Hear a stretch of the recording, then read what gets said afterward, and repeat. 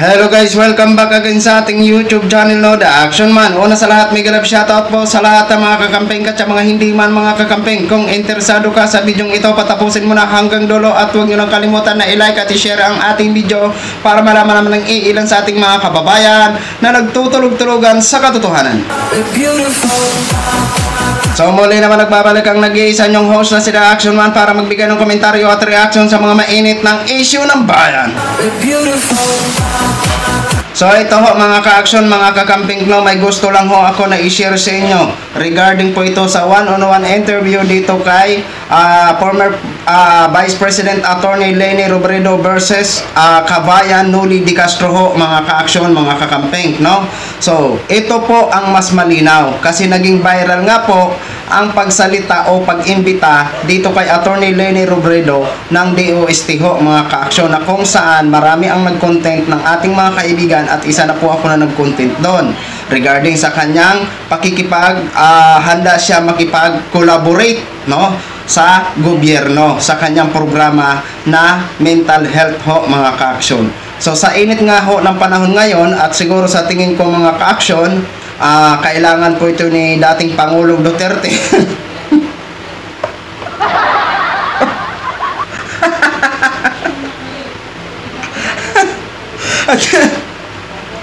Atin nila ito kailangan ni dating Pangulong Duterte, maging si Marlica at si Bananay.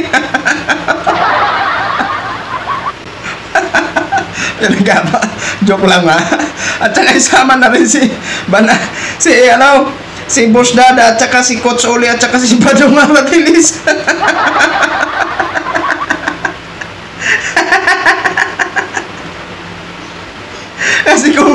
Kasi kung ano-ano nang lumalabas sa mga bibig nila na mukhang hindi na yata pinag-iisipan, basta lang kayo makapagsalita.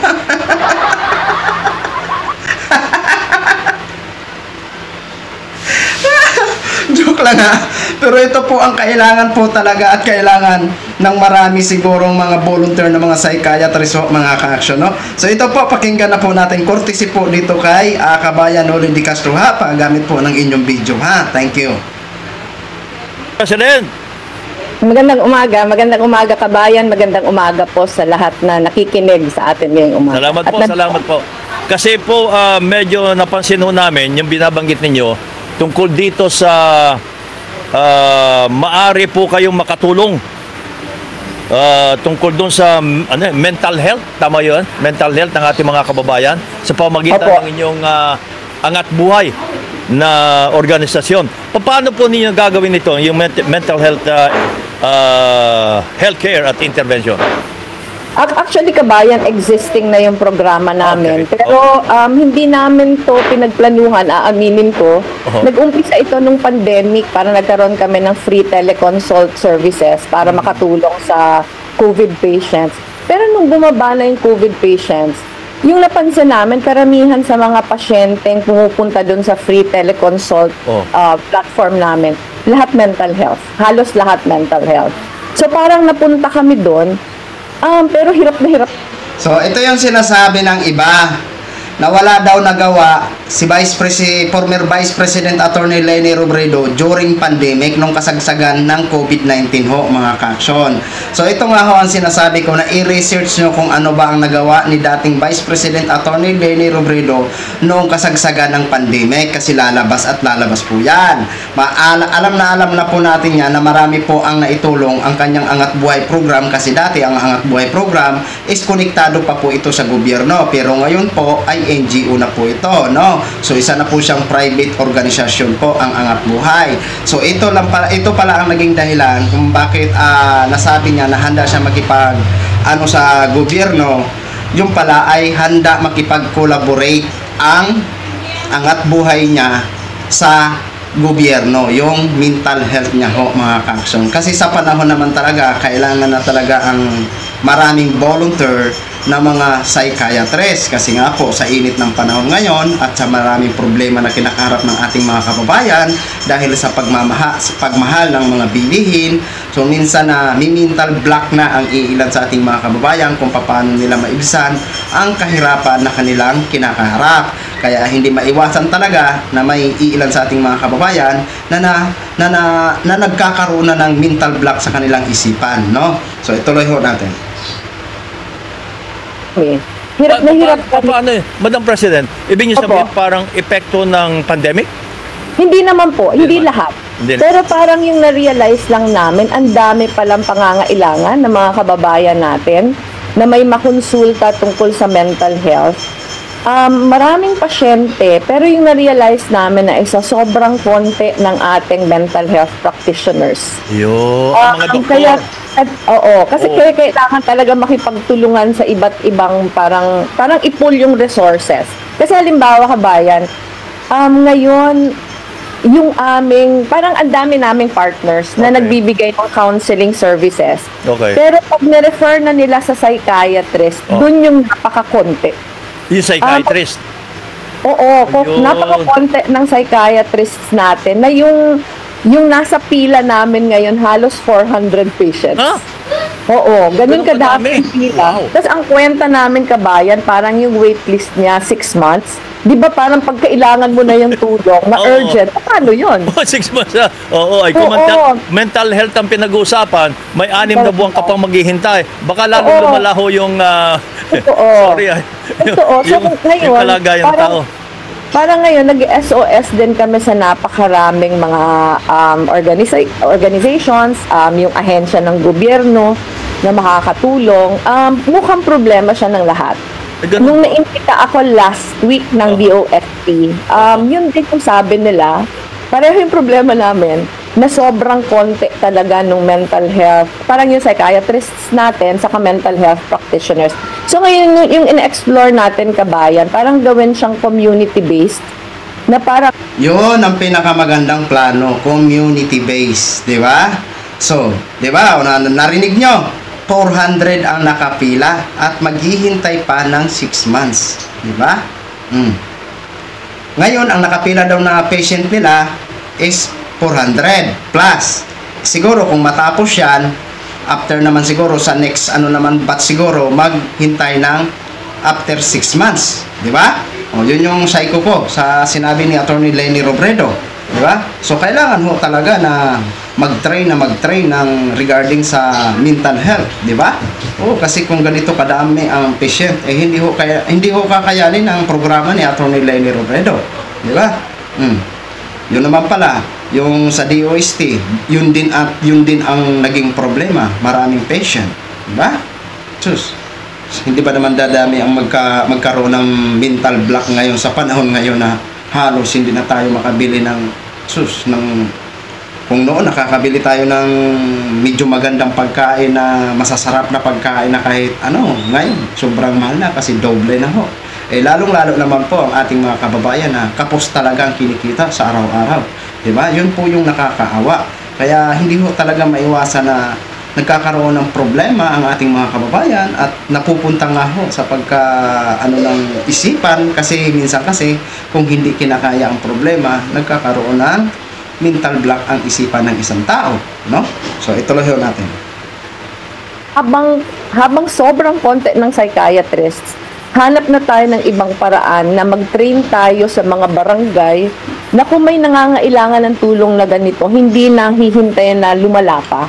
Uy, maganda. Parang- Binanggit nyo binanggit nyo ang barangay health workers, the Opo. Vice President. Pero, hindi ba pwede silang asahan din tungkol dyan? Kailangan lang may training. Kailangan okay. may training kasi Wala pa yun yung training. gagawin namin ngayon. Oo. May mga tumutulong sa atin ng mga organizations. Kailangan may training. Pati yung mga guidance counselors ng mga schools. Excuse. Ang sabi ng DOST, yung findings din nila, although yung willingness, yung platform nandyan, parang kulang pa din sa pag-capacitate sa kanila to deal with mental health. Talagang, parang hindi lang sa Pilipinas yung problema ito, global. Ay, Oo, global talaga. Parang dati na siya, pero lumala siya dahil sa pandemic. So, kailangan pa rin pagtulong-tulungan kasi di ba nakakapag-alala? Opo. Lalo na yung after pandemic, marami na nagsasabi nga, parang may epekto sa ating mga kababayan. Hindi nila Kasi malaman kung yung mga bakuna na binakuna sa atin o yung epekto talaga ng pandemic na hindi ka makaalis ng bahay, hindi kayo wala Parang yung isolation. Yung isolation isolation bayan, kayo. nakadagdag talaga siya. Opo. So ano ngayon ang plano ho ninyo sa problema natin na kulang pala tayo sa mga psychiatrist? Hindi naman natin pwedeng sabihin na pumunta ka sa barangay health center dahil wala din pala ng training yung mga barangay health workers. Kasi yung problema talaga kabayan, kahit ang dami nating volunteer na parang counselors, hindi sila pwedeng mag-prescribe.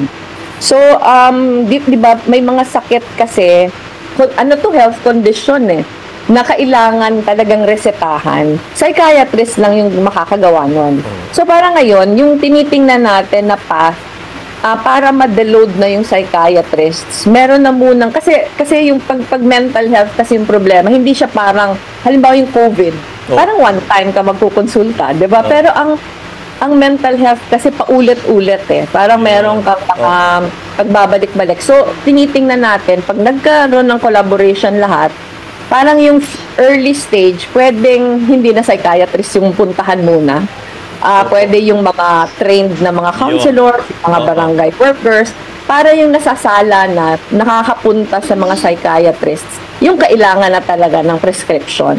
Okay. Kasi halimbawa before COVID, parang meron na tayong statistics na 3.6 million Filipinos ang meron problema sa mental health. Lalo pa itong dumagdag because of the pandemic. So lalong dumami. Oo. So ngayon tinitingnan natin kahit yung mga Pilipinong psychiatrists na based sa US, nag-SOS na tayo, sabi natin, kung meron pa silang mga lisensya dito, baka pwede na silang makatulong. Tutat na naman to teleconsult platform. So ngayon, merong pwede yung nasa Amerika sila, tapos... Oo. Okay. So ngayon, nakikipagtulungan tayo sa Henry Ford Health. Chicago-based na parang foundation, pero may mga Pilipinong doktor ditong psychiatrists. Tinitingnan natin meron silang programa na parang zero suicide o suicide prevention. Tinitingnan natin kung paano natin ma-adapt din dito para ma-prevent lang kabayan yung mga ayaw nating mangyari. Correct. So marami tayong katrabaho ngayon, pero ang problema namin kabayan, sobrang liit lang namin na organisasyon, kailangan talaga makipagtulungan. Ay, saan kayo kumukuha ng pondo? Medyo mahal-mahal ito. Ang psychiatrist, mahal talaga ng psychiatrist, Madam Vice President. Actually, kabayan, yung teleconsult platform natin, nangyayari yun dahil ang dami nating volunteer doctors, sa kanan, yung counselors. Pero yung problema natin, pag may prescription na, pag may prescription na, so paminsan bumubunggo tayo sa mga government offices na merong medical assistance program. Halimbawa yung Senate, meron sila. Yung Office of the Vice President, meron pa din sila. Paminsan merong mga congressmen na merong mga medical assistance program. Nagre-refer tayo doon. Kasi kung angat buhay lang kasi kabayan, wala talaga kaming, parang yung mga partners namin, ang contribution nila, programa din. Pero ano naman, hindi madali, pero meron namang mga napupuntahan. Pero ang problema, costly kasi kabayan, medyo mahal. Medyo mahal yung gamot. So anong gagawin na niyo ngayon? Ang mga steps na ginagawa nyo? Yung platform namin, Bayanihan e-Consulta, nasa Facebook siya dahil free data yung Facebook. Pwede pa din silang mag-consult doon.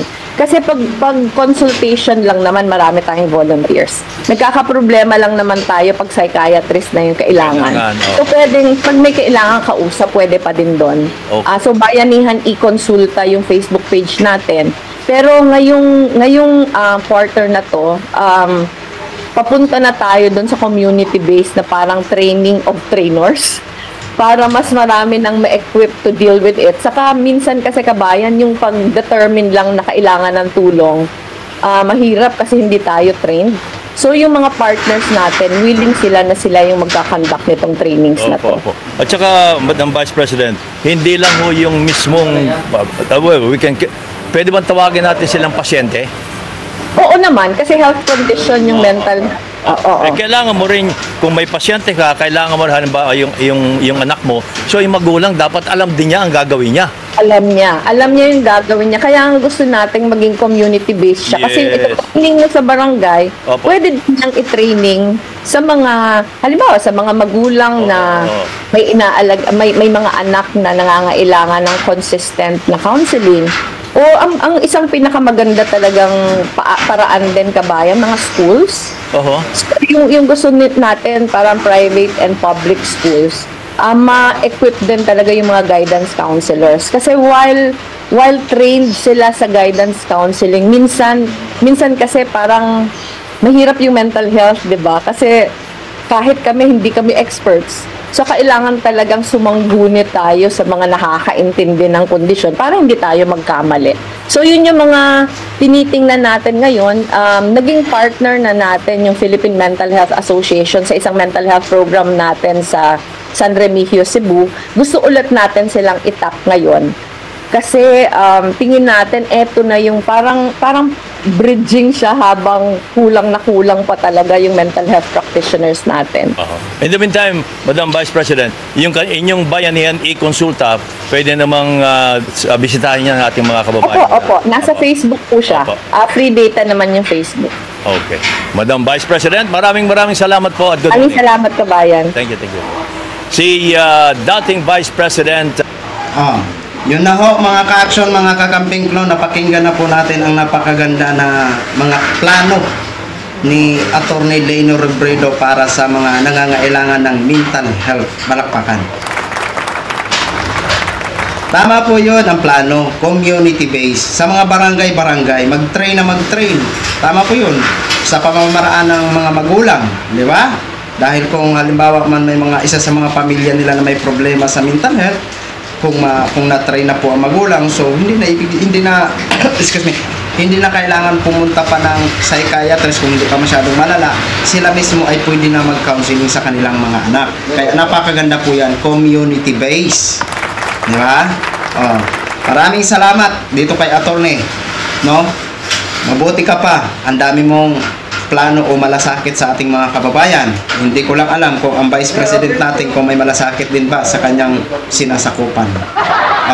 Kayo na lang ang maghusga. So yan po ang malinaw ha. So kaya pumayag si Attorney Leni Robredo na makipag-collaborate ang kanyang mental health sa gobyerno kasi hindi naman talaga kakayanin, no? At walang sapat na pondo ang kanyang programang Angat Buhay, no? Pero yung mga pondo na yan na kinukuha ng gobyerno sa mga programa din po yan. So, yun lang ho, mga ka-action, mga kakamping, no? I-share ko lang ho sa inyo. Maraming salamat po sa ating mga viewers, Luzon, Visayas, at Mindanao, all over the world. Ako po ang inyong lingkod, si The Action Man. Have a good day, everyone. Beautiful.